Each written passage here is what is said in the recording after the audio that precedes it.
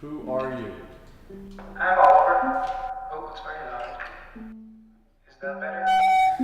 My name's Oliver Jeffers. My name is Oliver. I draw pictures and I tell stories. I just think picture books are a fascinating platform for telling stories, for putting words and pictures together. People are often very curious, because I write and illustrate the books, which comes first, the words or the pictures. And the truth is that they actually happen both at the same time. They grow up together. I get my ideas from everywhere. You just never know when you're gonna get an idea, so that's why I always carry a pencil and a piece of paper.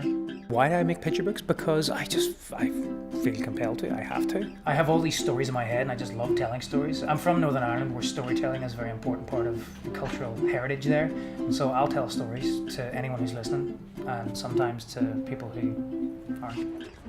Once upon a time. What do I do every day? My day changes all the time, but most often I'll wake up. It's usually the first thing. Then I will transport my body, sometimes walk, sometimes skateboard, sometimes cycle, Vespa, motorcycle, from where I sleep to where my pens are. And then I will begin drawing, writing lists, crossing things off lists, and then I stop for lunch.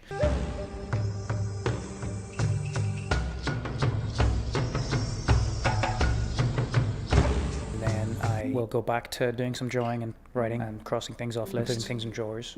I like labeling things. People often ask me how I get started. Everything starts in the sketchbook.